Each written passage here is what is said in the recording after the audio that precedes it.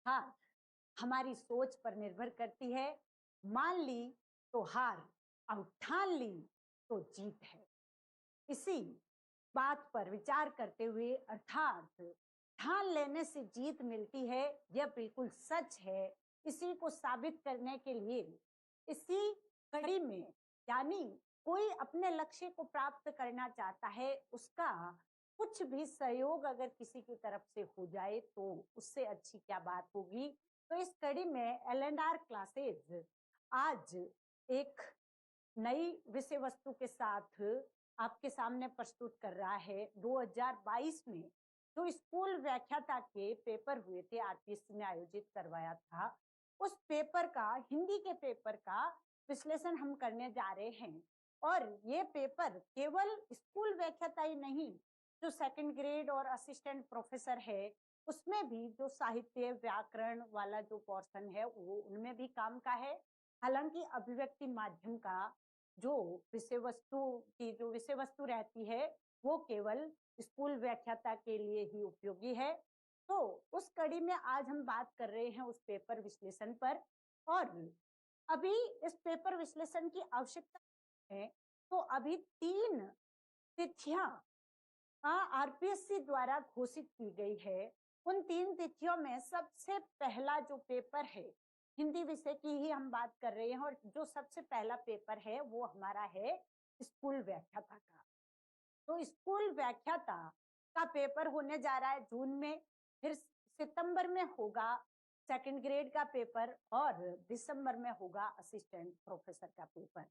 RPSC ने तिथियां दे दी है तो विद्यार्थियों के मन से ये जो संदेह की स्थितियां थी वो सब साफ हो चुकी है कि किस प्रकार से अपनी रणनीतियां बनानी है, किस प्रकार से तैयारी करनी है, और कौन सी परीक्षा को अपना मुख्य लक्ष्य बनाना है, वो प्रत्येक विद्यार्थी अपने हिसाब से अब तय कर चुका है। और जो जिस तरीके से तैयारी करना चाहता है, जिस अपना लक्ष्य खुद निर्धारित करना पड़ता है कि मुझे कौन सी परीक्षा की तैयारी करनी है, मुझे ज्यादा फोकस किस पर करना है, ये खुद को तय। तो वो स्कूल व्याख्याता की तैयारी कर रहे हैं, उनके लिए आज हम 2022 में आए पेपर का विश्लेषण कर रहे हैं। पेपर के विश्लेषण से सबसे बड़ी जो बात सामने आती है वो यह है कि परीक्षा में सवाल किस तरीके से आते हैं और सवाल को किस प्रकार से हल किया जा सकता है, और उस पेपर से, उन सवालों से हटकर और कौन से नए सवाल बन सकते हैं, इन सारे बिंदुओं पर आज हम बात करेंगे। पेपर विश्लेषण है स्कूल व्याख्याता पेपर सेकंड हिंदी, परीक्षा हुई थी 15/10/2022 को, उसका भाग प्रथम आज हम ले रहे हैं। 20 सवालों पर चर्चा करेंगे, जिसमें 20 में से 20 सवाल की बात करेंगे, लेकिन 100 सवाल के आसपास आराम से हो जाएंगे क्योंकि विश्लेषणात्मक विधि रखेंगे। पहला ही सवाल क्या है, अनेकार्थी अज का अर्थ नहीं होता। यानी अनेकार्थी शब्द है अज, अज का अर्थ निम्न में से कौन सा नहीं है।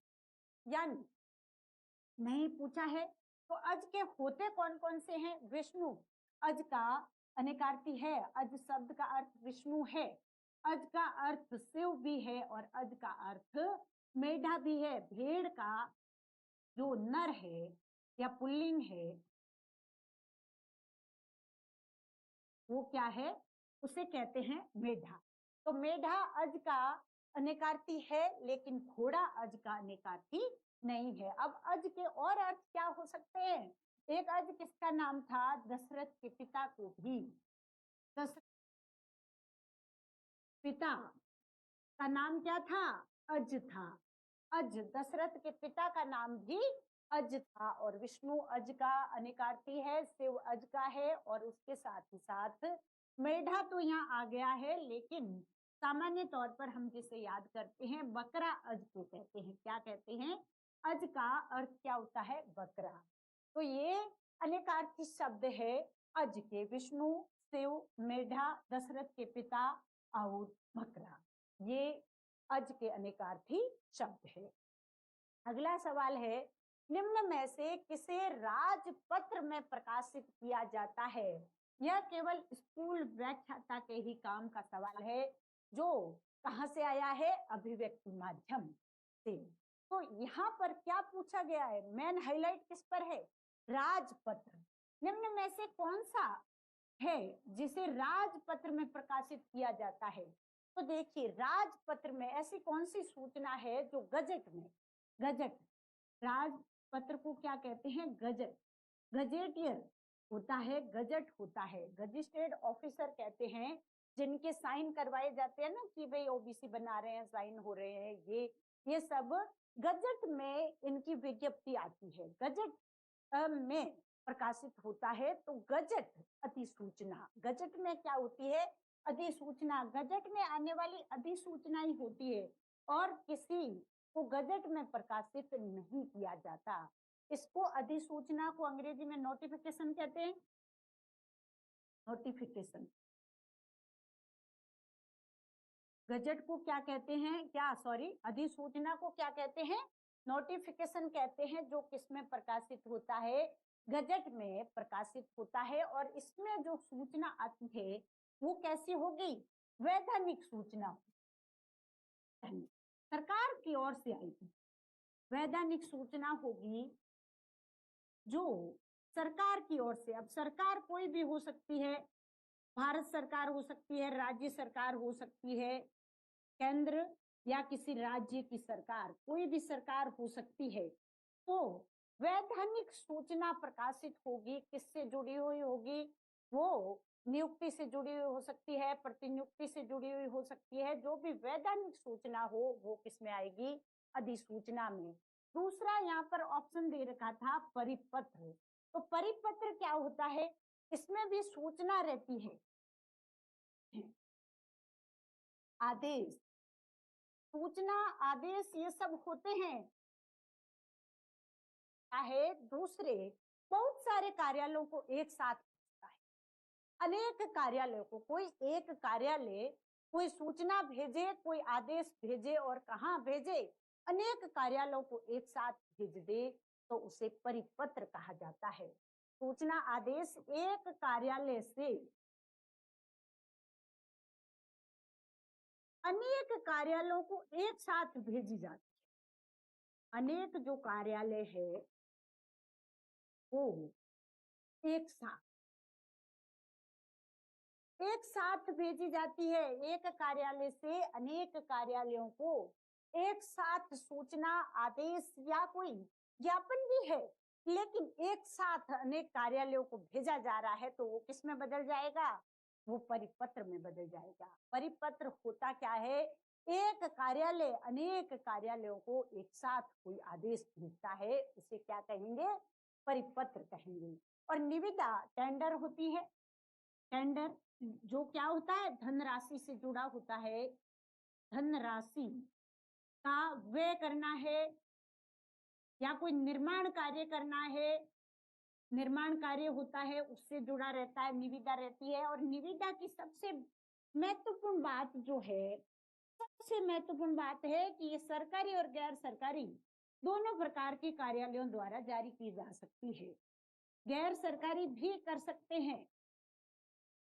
निविदा दोनों प्रकार की हो सकती है, सरकारी कार्यालय भी करेंगे और गैर सरकारी कार्यालय भी कर सकते हैं। ये निविदा की सबसे बड़ी विशेषता है। ज्ञापन है उसे हम क्या कह सकते हैं? मेमोरेंडम, इंग्लिश में कहते हैं ज्ञापन को, क्या कहते हैं? मेमोरेंडम कहते हैं। और इसमें क्या होगा? किसी भी पत्र का उत्तर देने के लिए सामान्य सी जानकारी किसी कार्यालय द्वारा भेजी जाती है, उसे एक ज्ञापन कहते हैं। सामान्य जानकारी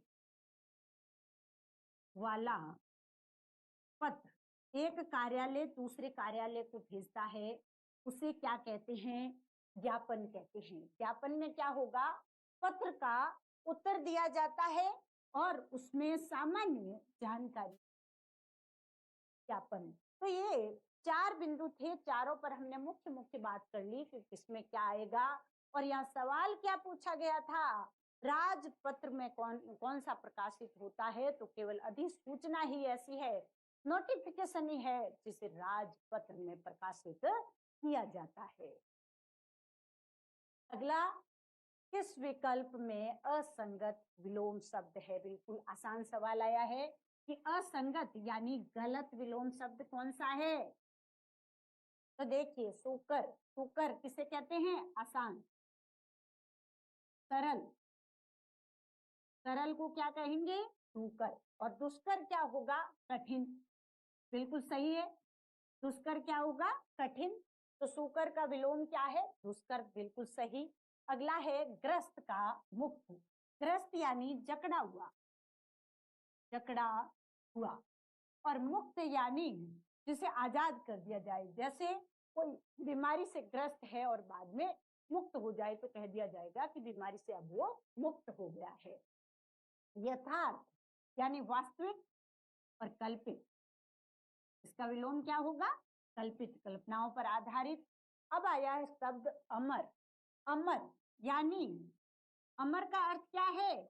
जो मरे नहीं, जो मरे नहीं।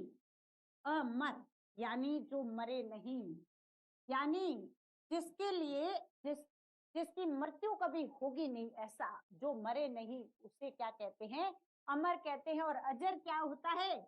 जिसे जरा नहीं आती, बुढ़ापा जिसे नहीं आता उसे क्या कहते हैं? अजर कहते हैं। तो ये दोनों एक जैसे हो सकते हैं, ये एक दोनों एक दूसरे के विलोम नहीं हो सकते। अमर का विलोम क्या होगा? मरते होगा। विलोम क्या होगा? मरते। मरते का अर्थ क्या होता है? मरणशील। यानी हम सब मरते प्राणी, हम सब क्या है? मरणशील है, कि एक न एक दिन हम सब की मृत्यु निश्चित है। हम न तो अजर है और न अमर है। तो यहाँ जो मरे नहीं उसे तो क्या कहते हैं? अमर कहते हैं। और इसका विलोम क्या होता है? विलोम जो है वो मरते होता है। क्या होता है? मरते, जिसका अर्थ होता है मरणशील, यानी जिसकी मृत्यु तो कभी न कभी होगी ही, उसे क्या कहते हैं? मरणशील कहते हैं। अगला है ज्ञापन के संदर्भ में इनमें से कौन सा असंगत है? अभी हम देख रहे थे कि ज्ञापन क्या है? मेमोरेंडम को ज्ञापन कहते हैं। और मेमोरेंडम में होता क्या है? किसी पत्र का उत्तर कोई कार्यालय देता है जो ज्यादा महत्वपूर्ण नहीं होता, जो ज्यादा महत्वपूर्ण नहीं होता, सामान्य सी उसमें जानकारी होती है। अब देखिए, इसमें क्या पूछा है कि ज्ञापन के संदर्भ में कौन सा कथन असंगत है? देखो, असंगत पूछा है, मतलब गलत कथन कौन सा है? क्या पूछा जा रहा है? गलत कथन कौन सा है? तो पहला पढ़ते हैं, सरकारी पत्राचार में अपने समकक्ष तथा अधीनस्थ कर्मचारी को सामान्य संदेश प्रेषण के लिए लिखा गया पत्र ज्ञापन कहलाता है। सामान्य संदेश है, क्या है? सामान्य संदेश है। और सरकारी पत्राचार है, अपने समकक्ष को भी लिखा जा सकता है और अधीनस्थ को भी लिखा जा सकता है, उसे ज्ञापन कहते हैं। यह बिल्कुल सत्य कथन है। फिर है ज्ञापन हमेशा अन्य पुरुष शैली में ही लिखा जाता है। ज्ञापन हमेशा किसमें लिखा जाता है?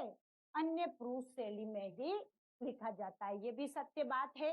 ज्ञापन में न तो अभिवादन होता है और न ही अंत में प्रशंसा वाक्य होता है। सामान्य संदेश होता है तो उसमें न तो अभिवादन होगा और न उसमें प्रशंसा होगी। चौथा क्या है? देखिए, ज्ञापन में प्रेषित यानी एक तो होता है प्रेषित जो पत्र को प्राप्त करता है, एक होता है प्रेषक। प्रेषक, प्रेषक कौन होता है? पत्र भेजने वाला, पत्र भेजने वाला। और प्रेषित कौन होता है? जो पत्र को प्राप्त करता है। पत्र प्राप्त करने वाला क्या कहलाता है? प्रेषित। इन शब्दों पर विशेष ध्यान दीजिएगा। प्रेषित कौन है? जो पत्र को प्राप्त कर रहा है। और प्रेषक कौन है? जो पत्र को भेज रहा है। पत्र भले किसी प्रकार का हो, कार्यालय पत्र हो, भले कोई भी पत्र हो, प्रेषक कौन होगा? जो पत्र को भेजेगा। और प्रेषित कौन होगा? जो पत्र को प्राप्त करेगा। ये बहुत महत्वपूर्ण बात है। ये दो शब्द है, दो शब्दों पर हमें विशेष ध्यान देना होता है कि प्रेषक क्या है और प्रेसिति क्या है। तो देखिए, ज्ञापन में प्रेसिति यानी प्राप्तकर्ता की बात हो रही है,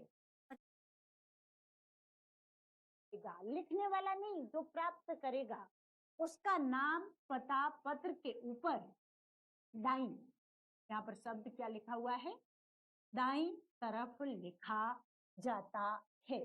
ये ज्ञापन में प्रेषित यानी प्राप्तकर्ता का नाम पता पत्र के ऊपर दाईं तरफ लिखा जाता है। इसमें ऐसा लिखा हुआ है, हम बात कर रहे हैं प्राप्तकर्ता की प्रेषिति की, इसकी बात कर रहे हैं प्रेषिति की।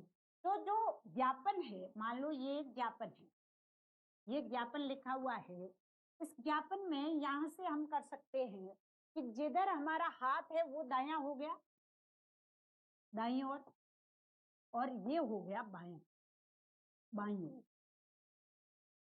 तो अब इसमें से ज्ञापन में प्रेषिति यानी जो प्राप्त करता है उसका नाम और पता किधर आएगा, बाईं ओर आएगा, यहाँ पर आएगा प्रेषिति। ये ज्ञापन है, इसकी बात हो रही है ज्ञापन की। यहाँ प्रेषिति का नाम पता किस ओर आएगा, नीचे की ओर। ये देखो ऊपर ज्ञापन लिखा हुआ है, ऊपर क्या लिखा हुआ है, ज्ञापन का प्रारूप है, और नीचे, और यहाँ क्या लिखा हुआ था, ऊपर। तो इसकी जगह क्या आ जाएगा, नीचे की ओर। और एक शब्द यहाँ पर है दाईं, उसकी जगह बाईं आ जाएगा, बाईं ओर। किस ओर आएगा, बाईं ओर। बस दो ही शब्दों की हेरा फेरी है, उससे हमारा सवाल बिल्कुल सही हो जाएगा, ये अगर हमें पता है। तो आप प्रारूप से कर सकते हैं कि ज्ञापन का प्रारूप इस प्रकार से है, जिस साइड हमारा हाथ है, जैसे राइट हैंड से लिखने वाले, राइट यानी जीवना हाथ जिसे मारवाड़ी में कहते हैं, वो राइट हैंड दाईं ओर, और बाईं ओर होता है लेफ्ट हैंड। तो साधारण तौर पर 99 या 90% लोग तो किससे लिखते हैं, दाएं हाथ से ही लिखते हैं। तो जो हाथ दायां है यानी राइट हैंड है, उसकी तरफ नहीं लिखा जाएगा ज्ञापन में, बाईं ओर लिखा जाएगा, लेफ्ट हैंड की ओर। जिस साइड हमारा लेफ्ट हैंड है उस साइड नीचे की ओर किसका पता आएगा, प्रेषिति का यानी प्राप्तकर्ता का पता आएगा। ये प्रारूप से आप करेंगे तो आपके बिल्कुल सही होगा, बिना प्रारूप के मामला गड़बड़ हो सकता है, याद करने से गलत हो जाएगा, लेकिन प्रारूप बनाकर मन में सेट कर लिया तो बिल्कुल सही हो जाएगा। आगे है, किस विकल्प के सभी शब्द स्वर संधि के हैं। क्या पूछा है, स्वर संधि। अब स्वर के आदि वे सारे भेद आ सकते हैं, स्वर संधि का पूछा है। स्वर संधि के जो 5 भेद है, चारों पांचों के पांचों आ सकते हैं। तो यहाँ देखते हैं, पहला शब्द क्या है, तदर्थ। तदर्थ का क्या होता है, तत्, तद, धन, अर्थ। तो शब्द बना तदर्थ, जाएगी व्यंजन। कौन सी हो जाएगी, व्यंजन। तो पहला ऑप्शन तो हमारा यहीं से कट हो जाता है। इसने ऊपर सवाल क्या पूछा था, स्वर संधि का पूछा था। अगर हमारे पास समय कम है और पेपर हल कर रहे हैं, समय कम है, तो हम एक एक ऑप्शन पहले करें तो भी हमें पता चल जाएगा कि भाई कौन सा इसमें से उत्तर होगा। जैसे अब उत्तमांग, उत्तम धन अंग, इसमें क्या है, दीर्घ है, उत्तम अधन अंग, अधन अ आ रहा है, तो कौन सी है, दीर्घ संधि है। इसमें अतएव, अतः धन एव, अतः धन एव विसर्ग संधि हो रही है। विषम में भी धन सम हो जाता है, वापस मूर्धन्य आ जाता है, तो ये भी व्यंजन संधि है। तो देखिए पहले में ये व्यंजन, ये विसर्ग और ये वापस व्यंजन, तो फिर एक में ही अपने पास स्वर संधि का पहला उदाहरण है। तो पहले पहले उदाहरण से ही हमारा ये सवाल बिल्कुल परफेक्ट हो रहा था।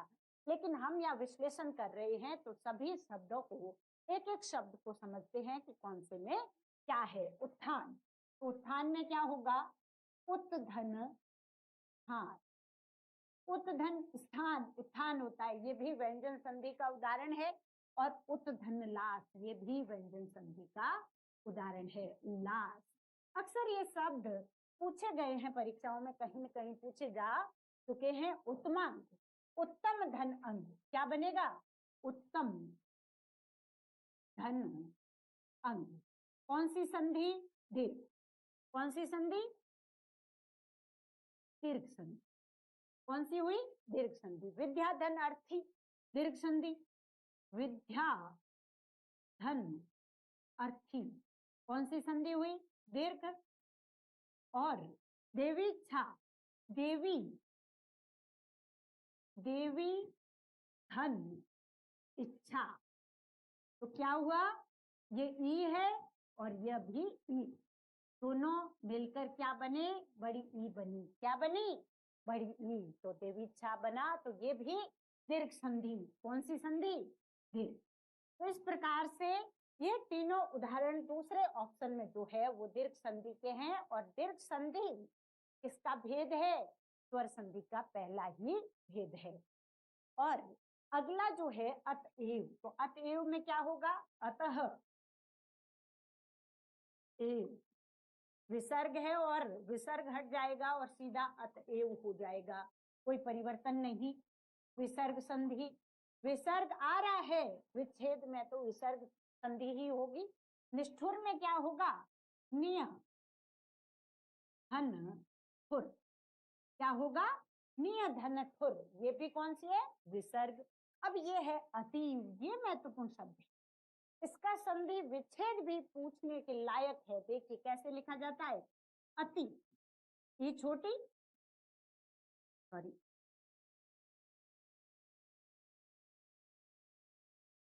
ये है अति में ई, और इव क्या होगा? इव, ये भी ई छोटी, दोनों मिलकर क्या बने? बड़ी ई बनी। और शब्द क्या बना? अतीव। ये कैसी है? ये दीर्घ संधि है। कौन सी संधि? दीर्घ संधि है। तो इस प्रकार से यहाँ दो क्या थे? विसर्ग थे और एक दीर्घ थी, तो ये ऑप्शन भी गलत हो गया। यहाँ विषम में वी धन ई के बाद ये स आता है सम, इस प्रकार से। तो ये ई क्या है? मूर्धन्य है। ई खुद क्या है? मूर्धन्य है। तो अपने से बाद में भी वो मूर्धन्य की मांग करता है। किसकी मांग करता है? मूर्धन्य की। और ये सम बन जाता है विषम। इस प्रकार से विषम शब्द बन जाता है। तो ये हुआ। फिर है मार्तंड, तो मार्त धन अंड हो जाएगा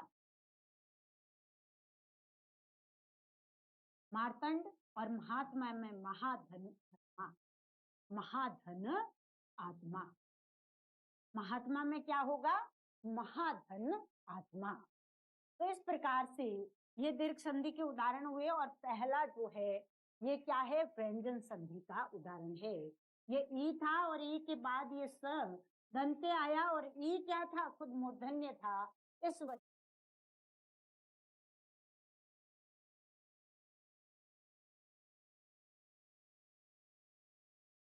व्यंजन संधि, कौन सी संधि है? व्यंजन संधि का ये उदाहरण है। इस प्रकार से एक सवाल में अनेक सवाल बन सकते हैं। कहीं से भी वापस एक शब्द देकर भी पूछा जा सकता है, और इसके जैसे दूसरे शब्द भी परीक्षाओं में आने की संभावना रहती है। फिर है, ये हमारे स्कूल व्याख्याता का ऑनलाइन कोर्स है, जिसमें संपूर्ण कोर्स विधिवत तरीके से और ज्यादा लंबा भी नहीं है, समय पर अगर कोई सिस्टम से तैयारी करे तो 2 महीने में कोर्स पूरा हो जाए, इस तरीके से पढ़ाया गया है। 2 महीने के समय में कोर्स को पूरा किया जा सकता है, और वापस 2 से 3 बार उसका रिवीजन स्पीड बढ़ाकर भी किया जा सकता है। और साथ ही साथ पीडीएफ देखकर भी, नोट्स देखकर भी, कुछ शॉर्ट नोट्स बनाते हुए भी तैयारी को धार दी जा सकती है। उसी के साथ एक टेस्ट सीरीज है, जो कोर्स के साथ तो बिल्कुल फ्री है, लेकिन अगर कोई केवल टेस्ट सीरीज लेना चाहता है तो मात्र 299 यानी 300 रुपए की टेस्ट सीरीज। और उसमें उम्दा सवाल रखे हैं हमारी तरफ से, जो आरपीएससी पैटर्न से हो, और आरपीएससी के पेपर से पहले ही हमें लगे कि हम पेपर का ही अभ्यास कर रहे हैं, पेपर ही कर रहे हैं, ये हमारा अक्सर प्रयास रहता है। पीछे भी ये जो कोर्स थे, मतलब जैसे ये अभी हमारे परिणाम जो सामने आए हैं वो केवल और केवल किसका आया है? असिस्टेंट प्रोफेसर का आया है। उसमें दोनों परिणाम बहुत ही अच्छे रहे हैं, और उससे परिणाम अच्छे रहने से मोटिवेशन भी ज्यादा मिलता है कि हाँ हमारा काम अच्छा है और बिल्कुल अच्छे तरीके से विश्लेषणात्मक, तथ्यात्मक सभी सामग्री को शामिल करते हुए हम पढ़ा रहे हैं और जो इसका फायदा उठाना चाहे वो जरूर जुड़े। ये है कोर्स और ये है टेस्ट सीरीज स्कूल व्याख्याता। अगला सवाल है नी प्रत्यय रहित शब्द वाला विकल्प है। या आरपीएससी ने जो नी प्रत्यय रहित शब्द वाला विकल्प है, इसका उत्तर आरपीएससी ने नानी माना है, जो बिल्कुल सही है। चटनी, ओढ़नी और सूंघनी। चटनी, चटनी में क्या है? चाट मूल शब्द, मूल शब्द क्या है? और नी प्रत्यय है, क्या बना? चटनी। क्या बन गया? चटनी। और ओढ़ धन नी क्या बना? ओढ़नी। सूंघ धन नी क्या बना? सूंघनी। और नानी, नाना का स्त्रीलिंग है, नाना धन ई क्या बना? नानी। नाना का स्त्रीलिंग बनाने के लिए ई प्रत्यय लगाया है, तो ये स्त्रीलिंग शब्द बनाने वाला प्रत्यय है। स्त्रीलिंग शब्द बनाने वाला प्रत्यय नानी। तो ये नानी कैसा है? सदित प्रत्यय है, जो नाना में ई प्रत्यय लगकर बना है। बाकी ई, चटनी, ओढ़नी और सूंघनी में कौन से प्रत्यय है? नी प्रत्यय लगे हैं। फिर है किस विकल्प में सभी शब्दों में उपसर्ग का प्रयोग हुआ है? यानी उपसर्ग का प्रयोग सभी शब्दों में हुआ है, बाकी सब में क्या है? किसी एक में उपसर्ग का प्रयोग नहीं है या दो में नहीं है, ऐसा है। तो पहला शब्द देखें, सुकर, तो सु उपसर्ग है, सु धन हो जाएगा। ये संकर, तो क्या होगा? सम धन कल, तो सम उपसर्ग है। क्या उपसर्ग है? सम। और फिर है क्षमाक्षम, इसमें किसी प्रकार का कोई उपसर्ग नहीं है।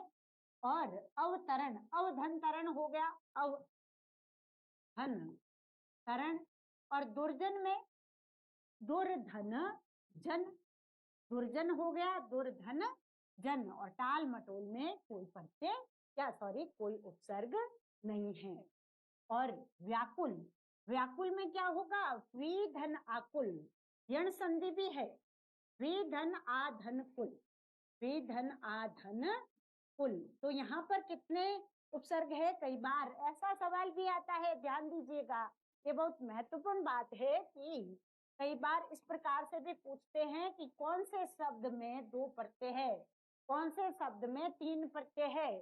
तो यहाँ वी भी प्रत्यय है और आ भी है, और कुल जो, सॉरी, प्रत्यय भूल से बोल रही हूँ, उपसर्ग है। वी उपसर्ग है और आ उपसर्ग है, और कुल जो है वो मूल शब्द है। मूल शब्द क्या है? कुल। मूल शब्द कुल है, वी और आ दोनों क्या है? उपसर्ग है। तो यहाँ कितने उपसर्ग हुए? दो उपसर्ग। कुल मूल शब्द और वी और आ, और यहाँ पर व्याकुल, वी धन आकुल होता है और यण संधि भी बनती है। कौन सी संधि बनती है? यण संधि भी बनती है। तो कई बार, एक बार ऐसा पैटर्न देखा गया था कि शब्द ऐसे देकर के पूछा गया था कि निम्न में से कौन से शब्द में, निम्न में से कौन से शब्द में संधि और उपसर्ग दोनों मौजूद है। तो इस प्रकार के सवाल भी आ सकते हैं। व्याकुल शब्द में यण संधि भी है और उसके साथ ही साथ उपसर्ग भी है। विदुर में किसी प्रकार का कोई उपसर्ग नहीं है। विवाद में भी धन वाद, तो वी क्या है? उपसर्ग है। पर्याप्त, परिधन आप्त, परिधन आप्त, तो यण संधि भी है। और दुर्दिन, दुर्धन दिन, क्या हुआ? दुर्धन दिन। अभ्यागत में अभिधन आगत, आगत क्या बना? ये ई और आ, और ये ई और आ मिलकर यह बना, और यह में वापस आ की मात्रा लगी, अभ्यागत, भ हो गया आधा और अभ्यागत बन गया यण संधि से।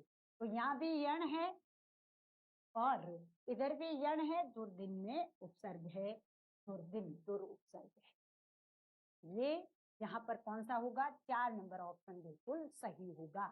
तो अगर हम सभी शब्दों का विश्लेषण कर लेंगे तो सवाल के गलत होने की कोई संभावना नहीं रहती।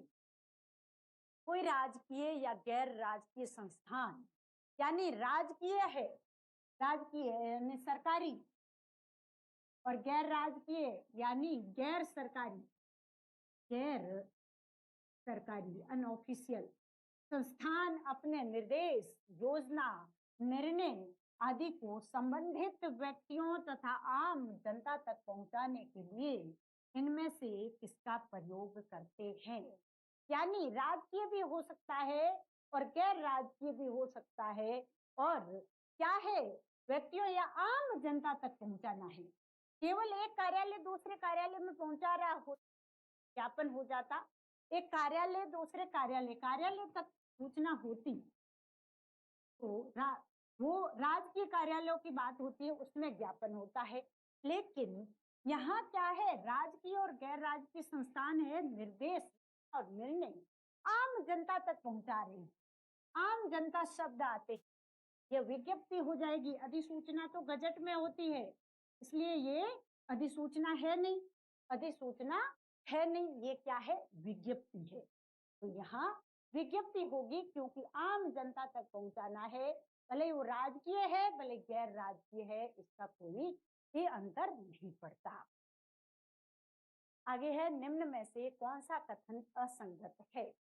सरकारी कार्यालयों द्वारा सामान आपूर्ति, निर्माण कार्य आदि के कार्य संपन्न करने वाले व्यक्तियों या प्रतिष्ठानों को समाचार पत्रों के माध्यम से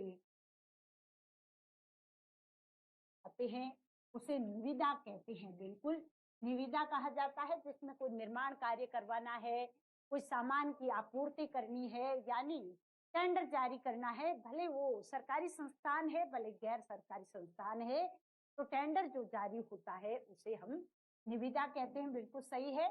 सरकारी प्रतिष्ठान ही निविदा जारी कर सकते हैं, यहाँ ही शब्द का प्रयोग हुआ है। ऊपर कहा है सरकारी कार्यालयों द्वारा, ये तो कहा था, लेकिन इसमें एक बात और जुड़ती है कि ये ही शब्द आया है कि केवल सरकारी कार्यालय ही करेंगे, ये नहीं है, गैर सरकारी भी निविदा जारी करते हैं। तो ये ही शब्द आने के कारण ये बिल्कुल असंगत हो गया। गैर सरकारी बात से हम बात कर रहे हैं, भी निविदा जारी कर सकते हैं। सरकारी कार्यालय करता है, इसमें कोई दो राय नहीं, ऊपर वाला गलत नहीं है, गैर सरकारी भी करता है तो गलत नहीं है, लेकिन यहाँ पर ही शब्द का प्रयोग करते ही यह वाक्य गलत हो गया है, असंगत हो चुका है। निविदा में अनुमानित राशि कार्य का विवरण देना आवश्यक होता है। अनुमानित राशि ज्यादा ही बताई जाती है। मान लो 3 लाख का काम होना है तो 4 लाख बताई जा सकते हैं, यानी एक अनुमान देना है कि उसके आगे पीछे की राशि रहेगी। और निविदा में क्रमांक तथा जारी करने वाले अधिकारी का पदनाम आवश्यक होता है। बिल्कुल हमारी सहायक आचार्य हिंदी की कोर्स, जिसमें ये मुख्य कोर्स है जिसमें संपूर्ण सिलेबस को बिल्कुल टॉपिक वाइज करवाया गया है, और बिंदुवार उसके साथ साथ विश्लेषण तो रहता ही है, उसमें ऑब्जेक्टिव्स भी खूब सारे रहते हैं हर वीडियो के साथ, और उसके साथ ही एक और ऐप में ही इसी के साथ प्रश्नोत्तर का ये जो टेस्ट पेपर है वो तो अलग है, इसी के साथ जो बिंदुवार हमने कोर्स कर रहे हैं उस कोर्स के साथ कुछ ऑब्जेक्टिव्स जो कि आरपीएससी पैटर्न के हो, उन्हें जैसे हर टॉपिक से, मान लो आदिकाल की बात करें तो जैन साहित्य, सिद्ध साहित्य, राष्ट्र साहित्य, हर टॉपिक से 40 या 50 के करीब सवाल का जो आरपीएससी पैटर्न के हो, उन सवालों के वीडियोस बनाने का भी प्लान है, जो अभी शुरू करने वाले हैं इस कोर्स के अंदर ही। इसी कोर्स के साथ ही कुछ वीडियोस नए बनाएंगे और उसके साथ ही क्या करेंगे, प्रश्नोत्तरी, क्योंकि हमें क्या करना है, हमें तो एग्जाम फाइट करके उसे उसमें सफलता हासिल करनी है। तो सफलता हासिल करने के लिए सबसे ज्यादा अभ्यास की आवश्यकता होती है। तो अभ्यास पर बल देने हेतु ही हमने ये प्लान किया है कि इसमें अधिक से अधिक प्रश्नोत्तरी को ऐड किया जाए। और इसी के साथ जो इस कोर्स से जुड़ते हैं उन्हें एक तो फर्स्ट पेपर की जो 1000 रुपए की टेस्ट सीरीज अपने पहले से लॉन्च है, वो टेस्ट सीरीज फ्री दी जाएगी, जिसमें टोटल 51 टेस्ट रहे हैं। और वहां से भी इस कोर्स से तो आए थे, जो संपूर्ण कोर्स करवाया गया था उस टाइम जितना हो रखा था उसमें से आए थे। जो 90 क्रॉस का जो क्राइटेरिया था, उसके साथ ही साथ जो पेपर बनाया गया था उस पेपर में से जो फर्स्ट पेपर का पेपर था उसमें 150 में से 60 से लेकर 70 के आसपास क्वेश्चंस पुट हुए थे। तो वो टेस्ट सीरीज भी कोर्स के साथ फ्री रहती है और उसके साथ ही साथ ये 1500 रुपए की टेस्ट सीरीज भी कोर्स लेने वालों के लिए फ्री रहती है। कोर्स में भी ऑब्जेक्टिव्स पर विशेष बल है, विश्लेषण पर बल है, तथ्यों पर बल है, हर तरफ से कि आरपीएससी कैसे टारगेट करती है पेपर को, उस हिसाब से ये पढ़ाने का, उस हिसाब से अप्रोच बनाने का प्रयास किया जा रहा है। और उसी के साथ अगर कोई केवल टेस्ट सीरीज से तैयारी करना चाहे, किताबों से अपने हिसाब से तैयारी करना चाहे, तो उनके लिए टेस्ट सीरीज है। वे ए टॉपिक वाइज अगर टेस्ट सीरीज के साथ साथ चलते जाए तो कई बार अपने कोर्स को रिवाइज कर सकते हैं। तो इस कोर्स के साथ इस कोर्स को भी किया जा सकता है, या कोई केवल टेस्ट सीरीज से जुड़ना चाहे तो भी वो भी इस हिसाब से अपनी तैयारी कर सकते हैं। और ये टेस्ट सीरीज का सिलसिला परीक्षा तक जारी रहने वाला है। और परीक्षा दिसंबर 2025 में होने वाली है और उसी के हिसाब से हम तैयारी का प्लेटफॉर्म तैयार कर रहे हैं। अगला सवाल है, किस विकल्प में मूल शब्द एवं प्रत्यय का विभाजन दोषपूर्ण है? ये सवाल आरपीएससी में इसका उत्तर मारुत धन ई मारुति को माना गया है। आरपीएससी ने ये माना है, जबकि मारुति शब्द जो है वो बिल्कुल सही है। मारुत किसका है? वायु का पर्याय है। और इसमें ई प्रत्यय लगाया, शब्द बना मारुति। और मारुति किसका पर्याय है? हनुमान का, पवन पुत्र का। हनुमान का पर्याय है मारुति। हनुमान का पर्याय क्या है? मारुति। तो ये तो बिल्कुल सही है, मारुत धन ई क्या बना? मारुति। ग्रामीण में ग्राम धन ईन बिल्कुल सही है, ग्राम धन ईन होगा। बुढ़ापा में बूढ़ा धन आपा होगा। क्या होगा? बूढ़ा धन आपा होगा, न कि पा होगा। क्या होगा? बुढ़ापा, बूढ़ा धन आपा होगा। तो इसमें ये 3 नंबर ऑप्शन होना चाहिए सही। और मानव में मनु धन अ बिल्कुल होगा, अ लगता है तो अ क्या करता है? इधर आदि वर्धी कर, और ये अपत्यवाचक प्रत्यय में आता है। मानव शब्द बना है। मनु की संतान कौन है? मानव। मनु की संतान, मनु की संतान का वाचक है और इन्हें क्या कहते हैं? अपत्यवाचक प्रत्यय कहते हैं। विसर्ग संधि और व्यंजन संधि के उदाहरण है, यानी पहला विसर्ग का और दूसरा व्यंजन का ऐसे कौन से हैं तो देखें। कपीस, कपीस में क्या होगा? कपी धन ईस, कपी धन ईस, कपीस इस प्रकार से लिखते हैं, कपीस। ये ई है और ये ई, दोनों मिलकर क्या बनी? ई। तो ये किसका उदाहरण हुआ? दीर्घ संधि। किसका उदाहरण हुआ? दीर्घ संधि का। और इधर क्या है? ऋग्वेद, ऋक, ऋक धन वेद।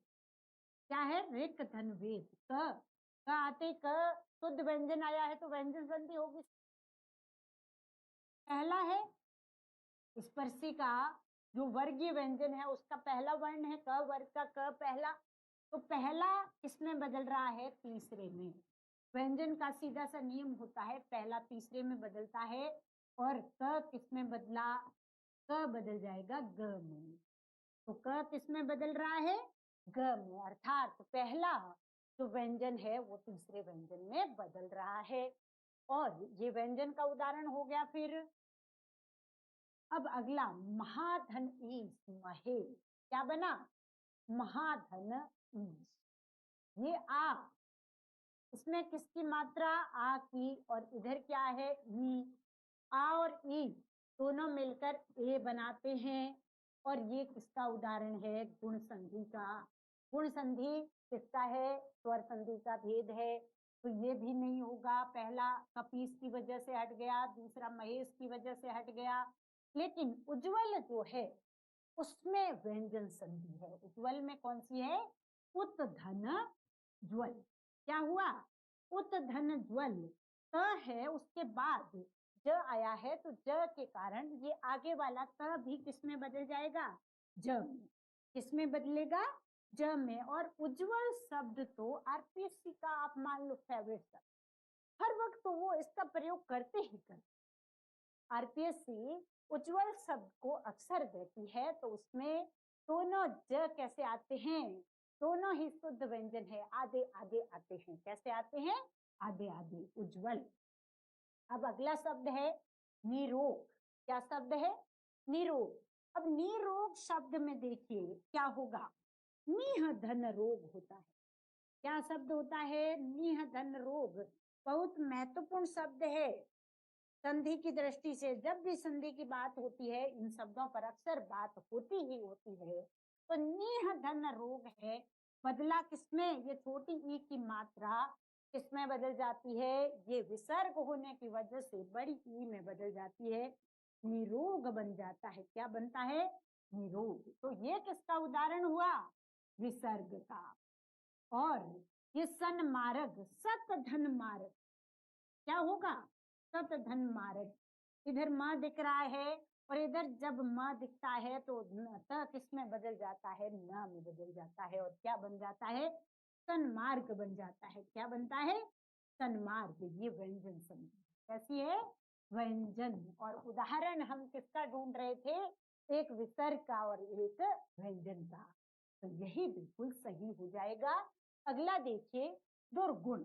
दुर्गुण में दुह धन गुण होता है। क्या होगा? दुह धन गुण।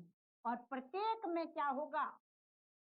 प्रत्येक में होगा प्रतिधन एक। प्रतिधन एक। कौन सी संधि होगी? धन ए है, तो ये बन जाएगा। और त बेचारा है वो तीन में से ई भाग गई उसके साथ, इस वजह से पीछे केवल त है, वो शुद्ध व्यंजन रहा, तो आधा हो जाएगा। यण संधि का उदाहरण है। इसका उदाहरण है प्रत्येक यण संधि। कौन सी संधि है? यण। तो इस प्रकार से ये जो 3 नंबर ऑप्शन है जिसमें निरोग और सन्मार्ग लिखे हैं, यही हमारा उत्तर है। फिर है निम्नलिखित में से किस वाक्यांश के लिए असंगत शब्द का प्रयोग हुआ है? यानी वाक्यांश के लिए एक शब्द आया है, सीधा सा सवाल है, सबको एक साथ देखने वाला समदर्शी, यानी सबको एक जैसी नजर से देखे, एक ही जैसी नजर से, उसे क्या कहते हैं? समदर्शी। फिर है उपकार को मानने वाला कृतज्ञ होता है।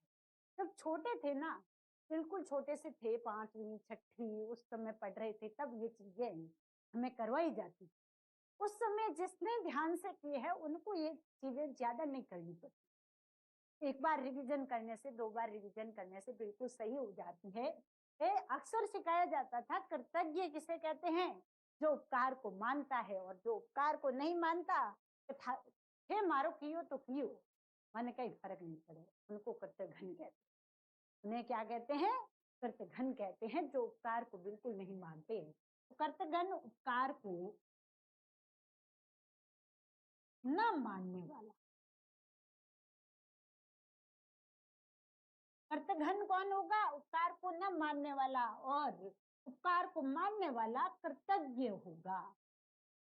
कृतज्ञ यानी किसी ने उपकार किया, कुछ भला कर दिया, उसका हम तहे दिल से शुक्रिया अदा करें, तो हम कृतज्ञ हैं। और कोई हमारा भला करे और हम उसको इग्नोर मारें, तो ये हमारी कृतघ्नता है। तो हम क्या बनना चाहते हैं, वो हमारी इच्छा है। जो पहले हो चुका हो उसे भूतपूर्व कहते हैं, और नहीं हुआ तो फिर क्या होगा? अभूतपूर्व होगा। जो पहले नहीं हुआ वो अभूतपूर्व होगा। अभूतपूर्व क्या हो जाएगा? अभूतपूर्व। और अच्छे आचरण वाला कौन होता है? सदाचारी। क्या होता है? सदाचारी। और बुरे वाला होगा तो क्या हो जाएगा? दुराचारी हो जाएगा। अधिसूचना के संबंध में सही कथन कौन सा है? अधिसूचना किसमें प्रकाशित होती है? गजट में। गजट में प्रकाशित होती है, राजपत्र में प्रकाशित होती है अधिसूचना, जिसे क्या कहते हैं? नोटिफिकेशन कहते हैं। इसमें अंग्रेजी शब्द भी बड़े काम के होते हैं, जैसे ज्ञापन है उसको मेमोरेंडम कहते हैं। अंग्रेजी शब्दों का भी हमें इसके साथ साथ पता हो तो ये थोड़े हमारे लिए आसान हो जाते हैं। देखिए, राजपत्रित अधिकारियों, उच्च अधिकारियों की नियुक्ति, प्रतिनियुक्ति, पदोन्नति अधिसूचना का प्रयोग नहीं होता। नहीं आते ही इस पंक्ति को क्या कर दिया? गलत कर दिया। ये नहीं आएगा, होता है, बस ये आएगा। यहाँ पर एक ही पूछा है, सही कथन एक ही है, 4 दिए हुए हैं उसमें। अधिसूचना में क्रमांक आवश्यक होता है, बिल्कुल। अधिसूचना में क्रमांक लगाना आवश्यक होता है, ये बिल्कुल सही है। सरकारी नियमों, अधिकारियों, अधिनियमों को प्रकाशित करने के लिए अधिसूचना का प्रयोग हो सकता है, नहीं हट जाएगा। तो नहीं हटेगा तब ये सही होगा, नहीं तो ये क्या है? गलत है। अधिसूचना अन्य पुरुष शैली में लिखना अमान्य नहीं, मान्य है। लिखना क्या है? मान्य है। बस इतना ही। यहाँ से नहीं हटाना था और यहाँ से भी नहीं हटाना था, यहाँ से केवल अ हटाना था, मान्य करना था। तो ये सारी अधिसूचना किस शैली में लिखी जाती है? अन्य पुरुष में। अधिसूचना सरकारी नियमों, अधिनियमों को प्रकाशित करने के लिए इसका प्रयोग होता है और इसमें क्रमांक आवश्यक होता है। और इसी के साथ राजपत्रित अधिकारियों, उच्च अधिकारियों की नियुक्ति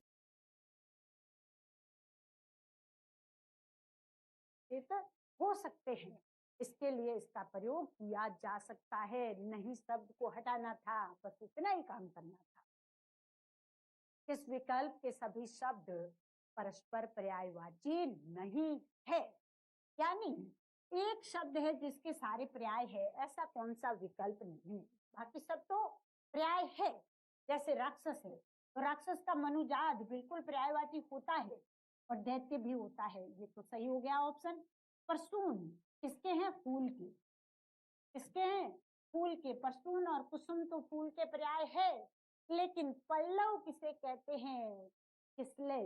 पल्लव नए नए पत्ते, जो बिल्कुल नए नए पत्ते होते हैं। पल्लव किसकी रचना है? पंत की। तो नए नए जो पत्ते होते हैं उन्हें पल्लव कहते हैं। नए पत्ते, नए पत्ते क्या कहलाते हैं? पल्लव कहलाते हैं। तो ये आपस में पर्याय नहीं है। पीयूष, सुधा और अमृत है, गंगा, त्रिपतगा और अलकनंदा ये पर्याय है। तो नए पत्तों को क्या कहते हैं? पल्लव कहते हैं। और परसून और कुसुम इसके पर्याय है, फूलों के पर्याय है। ध्यान दीजिएगा, ये है हमारी सेकंड ग्रेड की क्लास, जिसमें संपूर्ण कोर्स अभी रनिंग में चल रहा है। जिसमें आपके जो कोर्स में है, व्याकरण का पोर्शन सबसे ज्यादा है, तो व्याकरण पर ज्यादा जोर देंगे। जिस टॉपिक पर ज्यादा आरपीएससी जोर देती है उस पर हम ज्यादा जोर देते हुए आगे बढ़ेंगे। और इसमें भी वही बात है कि ज्यादा से ज्यादा प्रश्नोत्तर शैली अपनाने का प्रयास किया जाएगा, ज्यादा से ज्यादा अभ्यास रहेगा। और जो कोर्स है उसमें वीडियोस की संख्या की बात करें तो वीडियोस की जो संख्या है उसमें आप एक काम कर सकते हो, भले कोई भी कोर्स हो, उसमें हमारा जो एलएनआर क्लासेस के वीडियो रहते हैं वो एक वीडियो औसतन 40 मिनट का है। तो आप सारे वीडियो में से 40 मिनट एवरेज कर सकते हो और उस हिसाब से घंटे निकाल सकते हो कि कितने घंटे के ये वीडियोज है और कितने घंटे में हम इसको पूरा कर सकते हैं और कितने घंटे में वापस इसका रिवीजन कर सकते हैं, वापस रिवीजन कर सकते हैं, वापस रिवीजन कर सकते हैं। उसके साथ ही साथ टेस्ट सीरीज भी जल्द ही शुरू की जाएगी। सेकंड ग्रेड की टेस्ट सीरीज रीट की परीक्षा होने के बाद ही शुरू करेंगे, क्योंकि सेकंड ग्रेड के सारे विद्यार्थी अभी रीट वाले प्रोग्राम में ज्यादा लगे हुए हैं, क्योंकि रीट भी महत्वपूर्ण है। सेकंड ग्रेड की तैयारी करने वाले लगभग सारे विद्यार्थी अभी तक केवल और केवल पढ़ाई करने वाले ही है। एक कुछ दूसरे विभागों में नौकरी कर रहे लोग जरूर कर सकते हैं सेकंड ग्रेड की, बाकी अध्यापन में आने के बाद वो फर्स्ट ग्रेड या फिर असिस्टेंट प्रोफेसर की तैयारी की ओर रुझान ज्यादा हो जाता है, सेकंड ग्रेड की ओर इतना ध्यान नहीं जाता। तो जो रीट की परीक्षा 26 तारीख को हो रही है, 26 फरवरी को, उसके बाद हम सेकंड ग्रेड की इस टेस्ट सीरीज को बिल्कुल सिलेबस के अकॉर्डिंग चलाने वाले हैं। और ये कोर्स तो हमारा चल ही रहा है। इस कोर्स में आपको जो टॉपिक्स है उसके अकॉर्डिंग जो विश्लेषणात्मक है, जो पाठ लगे हुए हैं कबीर आदि, उनको पूरा ढंग से समझाया गया है। व्याकरण को भी पूरा फोकस किया गया है, काव्य शास्त्र और साहित्य इतिहास तो हर वैसे भर्ती में काम का होता है, लेकिन वरिष्ठ अध्यापक में थोड़ा सा साहित्य इतिहास पर बल कम देते हुए दूसरों पर अगर हम ज्यादा बल देते हैं तो ज्यादा फायदे की बात रहती है। तो सेकंड ग्रेड का ये कोर्स उपलब्ध है। तैयारी का रुझान L&R के साथ करने का हो तो आप जरूर जुड़ सकते हैं। और अभी हम अगले सवाल की बात करते हैं। इनमें से शुद्ध शब्द बताइए। अभी तो आया था निरोग, कैसे लिखेंगे? निरोग, निरोग, नी बड़ी है, निरोग, इस प्रकार से बोलिए। जैसे एक शब्द आता है नूपुर, उसको आप बोलने में भी ऐसे बोलिए कि नूपुर, तो बिल्कुल सही है। नहीं तो ये अक्सर आपको मात्रा परेशान करेगी।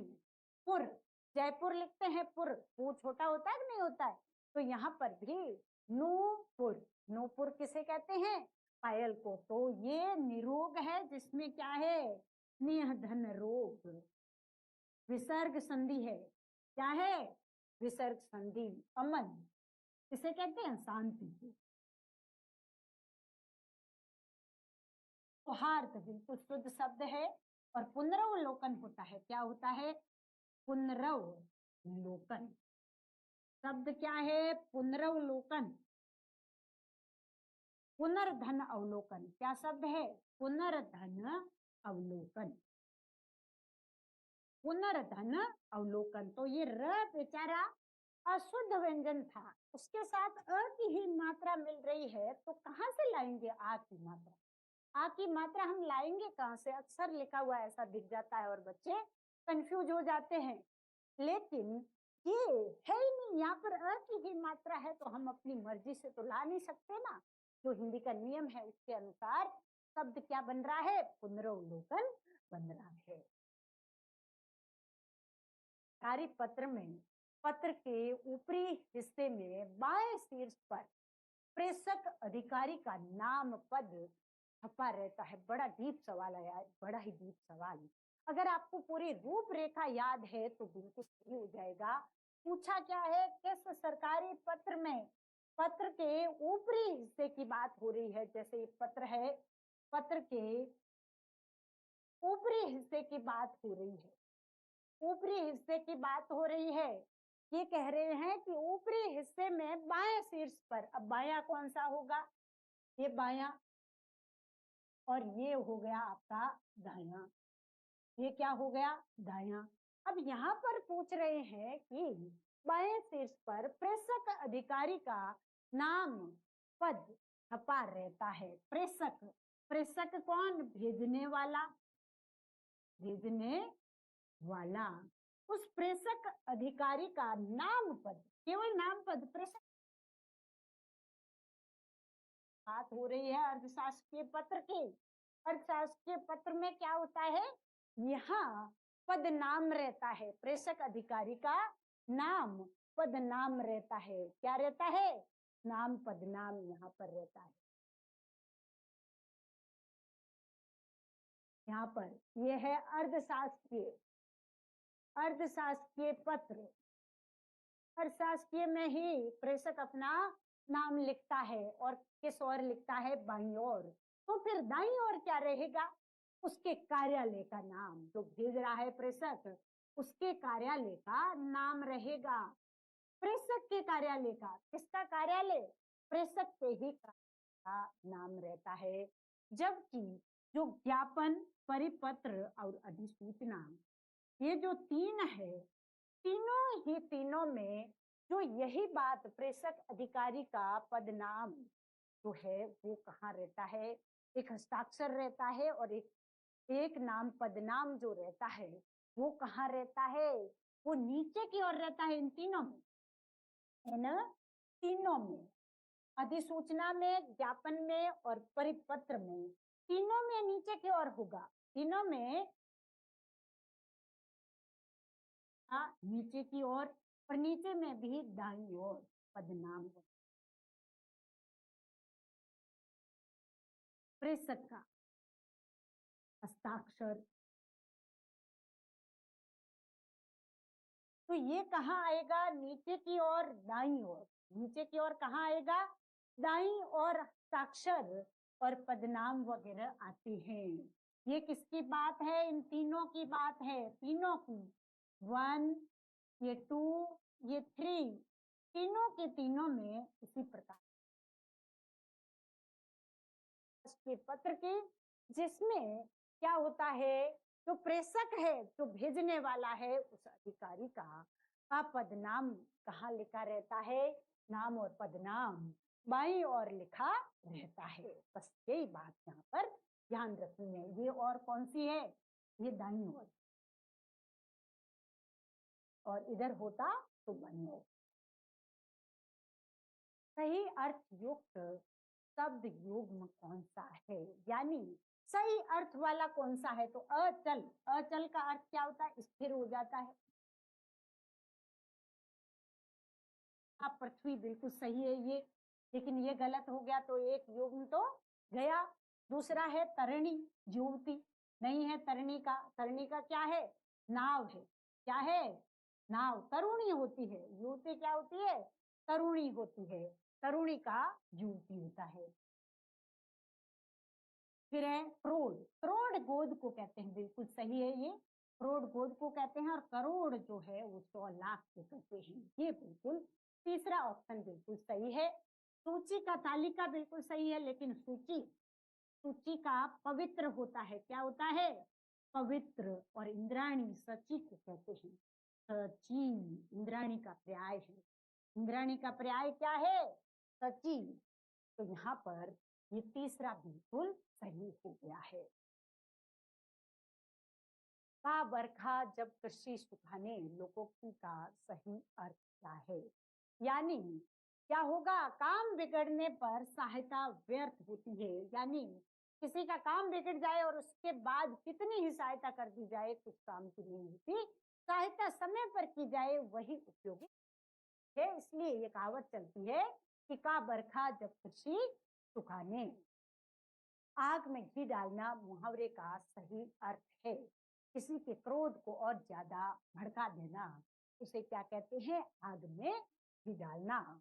ना शब्द मुहावरों में अक्सर आता रहता है। मुहावरा क्या होता है? वाक्यांश होता है, पूरा वाक्य नहीं होता, वाक्यांश होता है, और उसमें ना वगैरह अंत में आते हैं। ये हमारे L&R क्लासेस के सितारे हैं, जो असिस्टेंट प्रोफेसर अभी बने हैं, जिन्होंने खूब मेहनत की और असीम सफलताएं बढ़िया रैंक के साथ हासिल की है। इन सबको एक बार फिर से हमारी क्लास की तरफ से बहुत बहुत बधाइयां। और हमारा भी इनके लिए जो सहयोग रहा, तो उनकी तैयारी के प्रति हम भी आभारी हैं। और हमें भी बड़ा गर्व होता है कि हमारी क्लास जो कि पहली बार शुरू हुई थी, उसने बहुत अच्छी सफलता हासिल की है।